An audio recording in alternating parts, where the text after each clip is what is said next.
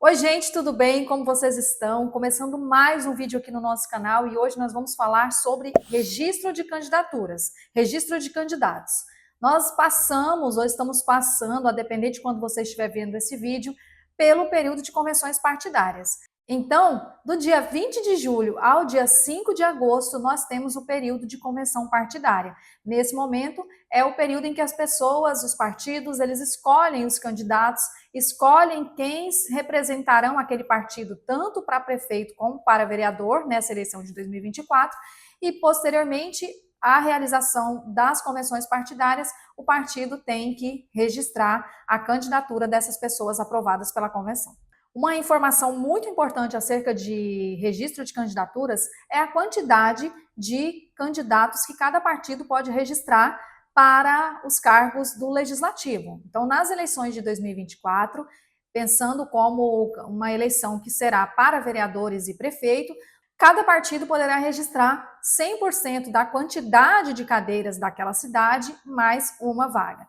Então, suponhamos que na minha cidade, por exemplo, nós temos 17 cadeiras para vereadores. Então, os partidos políticos, cada um pode registrar até 18 candidatos, 17, que é a quantidade de vagas para vereadores, mais uma vaga. E também os partidos políticos devem fazer os registros neste mesmo período dos candidatos a prefeito, daqueles que forem lançar candidaturas a prefeito.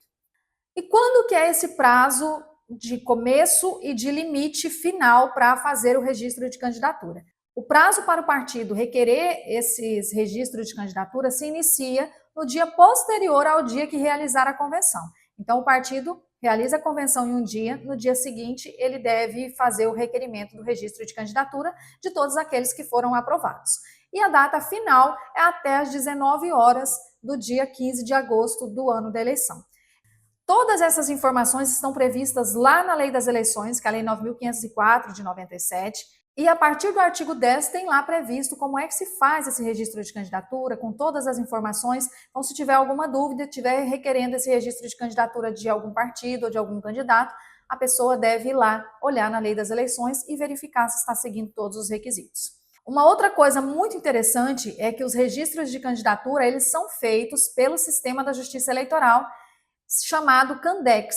Esse sistema já está, inclusive, disponível, a Justiça Eleitoral libera o acesso um pouco antes para que os candidatos, os partidos políticos tenham acesso e consigam fazer a familiarização desse sistema. Então, os candidatos, os partidos políticos, eles têm acesso a um código que é gerado pelo partido político ou da sua estadual, da sua diretoria estadual ou diretoria nacional, e com esse código ele consegue acessar o Candex para colocar todos esses candidatos lá e registrar essas pessoas. A partir do momento que a pessoa responsável ali pelo partido faz esse requerimento de registro pelo Candex, o sistema ele é interligado com o sistema da Justiça Eleitoral, o sistema judicial da Justiça Eleitoral, e o processo ele migra do Candex para o PJE e a partir de então o advogado da sua campanha vai acompanhar esse processo já dentro do PJE.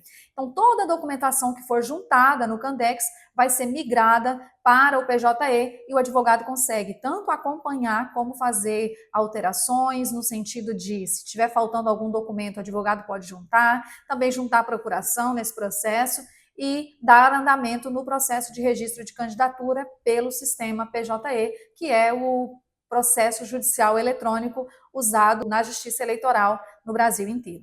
E quais documentos que precisam ser juntados no momento do requerimento do registro de candidatura? Quando o partido político tiver acesso a esse Candex, ele vai ter lá a possibilidade de fazer a documentação que já tem no sistema, juntar a ata da convenção partidária e também fazer o requerimento do registro de candidatura. É necessário, nesse momento, juntar neste processo a certidão de quitação eleitoral para provar que o candidato está apto a concorrer àquela eleição, se não tem nenhum problema com a Justiça Eleitoral. Também tem que juntar certidões criminais, tanto da Justiça Estadual de primeiro e segundo grau e da Justiça Federal de primeiro e segundo grau, caso seja uma pessoa que tenha foro privilegiado. Também deve tirar certidões dos tribunais superiores, STJ e STF, se tiver foro privilegiado.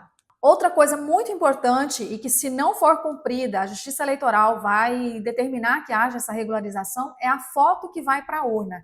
Nesse momento do requerimento de registro de candidatura, o candidato ele deve juntar uma foto que depois vai ser utilizada na urna eletrônica na hora do momento do voto. Então, essa foto ela deve ser uma foto estilo 3x4 de passaporte, então a pessoa não pode estar com boina ou com boné, não pode também algo que desconfigure a imagem do candidato ou que dificulte o eleitor de reconhecer o candidato na urna eletrônica. Então deve ser em uma parede preferencialmente de fundo branco e a foto também ela deve ser colorida e essa imagem ela deve estar nítida para que o eleitor olhe na urna eletrônica e consiga reconhecer o seu candidato. Outra coisa muito importante, aqui é só para os cargos do executivo, então nas eleições de 2024, quem vai precisar fazer isso, e é obrigatório pela legislação, é um plano de governo. Os candidatos a vereador não precisam apresentar plano de governo. Já os candidatos ao cargo de prefeito precisam apresentar um plano de governo no momento do requerimento do registro de candidatura. Outro documento importante é a prova de filiação partidária e de domicílio eleitoral. Só que nesses dois casos já há entendimento de que se o candidato não junta esses documentos no momento do requerimento de registro de candidatura, a Justiça Eleitoral consegue cruzar esses dados, porque é um dado que ela possui. Então ela sabe, a Justiça Eleitoral sabe quais as pessoas que estão filiadas em determinado partido, sabe inclusive a data de filiação partidária e também sabe em relação ao domicílio eleitoral, porque a transferência do título ou a fixação do seu domicílio eleitoral é feito na Justiça Eleitoral. Então, o entendimento jurisprudencial e inclusive da doutrina também é de que não há necessidade de juntar tanto a prova de filiação partidária como a de domicílio eleitoral, comprovar o prazo mínimo de 6 meses. Um outro documento importante é, caso o candidato ou a candidata seja servidor público, ele deve juntar no ato do momento do registro de candidatura o seu comprovante de desincompatibilização do órgão público. Esse é um assunto muito importante, inclusive nós já falamos sobre isso aqui no canal, vou deixar o link aqui para vocês para verem sobre desincompatibilização, porque o servidor público ele deve se afastar dentro do prazo determinado pela legislação para que não haja uma influência daquele candidato dentro do órgão público. Então, também precisa juntar o comprovante de desincompatibilização caso você seja um servidor público. Outra coisa muito importante, e nisso aqui eu peço a atenção das pessoas e de quem vai registrar a candidatura e também de você que é pré-candidato neste momento ou que é candidato, deve informar para a Justiça Eleitoral quais redes sociais serão usadas na sua campanha eleitoral. Por que isso é importante? Para que a Justiça Eleitoral consiga fazer um controle das suas redes sociais para verificar o que está sendo impulsionado, se há alguma irregularidade na sua propaganda eleitoral. Então é necessário, inclusive nós temos isso previsto na resolução do TSE, de que é obrigatório que o candidato junte no momento do requerimento do registro de candidatura as suas redes sociais, informando os links das suas redes sociais para que a Justiça Eleitoral consiga ter acesso a essas redes sociais. Caso contrário, caso isso não seja cumprido no momento do requerimento do registro de candidatura, inclusive o opositor pode propor ações nesse sentido, porque há um descumprimento da legislação eleitoral e a pessoa pode ser multada, inclusive. Mas, Sueli, vocês podem me perguntar, após a juntada e esse requerimento de registro de candidatura, o que acontece posteriormente?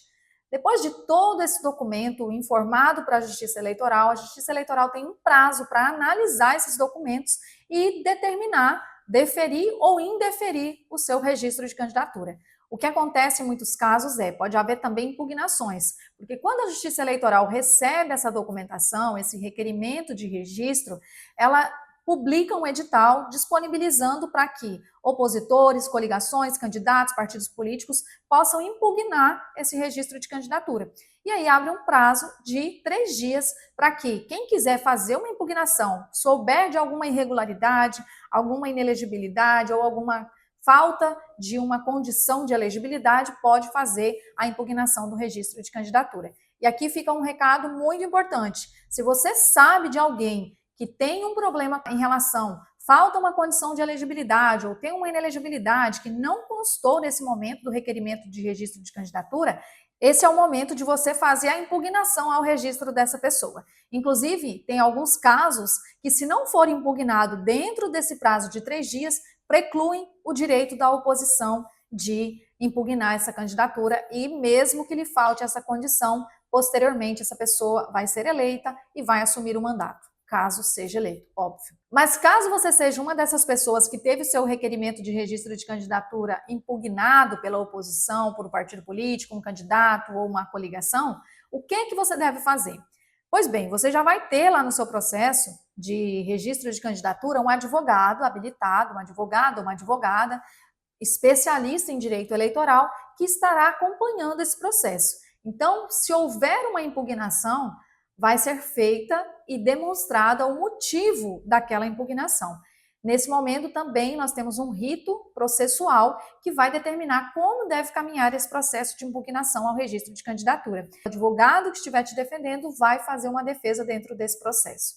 Posteriormente, sairá uma sentença e o juiz eleitoral reconhecerá ou que você está elegível ou está inelegível para aquele pleito. A partir desse momento que houver esse trâmite processual em relação a um processo de impugnação de registro de candidatura, a Justiça Eleitoral tem, nesses processos que tiveram impugnação ao registro de candidatura ou nos que não tiveram, a Justiça Eleitoral deve julgar até 20 dias antes da eleição todos os processos de registro de candidatura.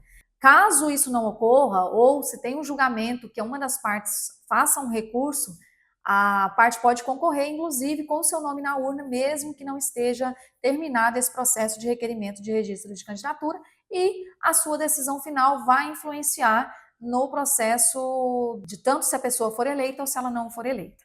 Então, em relação a registro de candidatura, são diversas nuances que devem ser observadas pelos candidatos ou pelos partidos políticos ou por quem estiver cuidando da sua candidatura. Também deve ficar atento, porque caso você constituir um advogado ou uma advogada, acompanhe para verificar como é que está esse registro de candidatura. Nos últimos tempos, nós vimos diversos processos em que os advogados não acompanharam os processos porque ou não foram contratados por aquelas pessoas ou não acompanharam realmente e efetivamente aquele processo de registro de candidatura. Então, você que é pré-candidato, você que vai ser candidato, fique atento, descubra se realmente o seu processo de registro de candidatura está sendo acompanhado, porque é um momento muito importante para esse período eleitoral e para o processo democrático brasileiro. Chegamos ao final de mais um vídeo, espero que vocês tenham gostado, espero que tenha contribuído para o seu conhecimento. Se gostou, curta e compartilhe esse vídeo.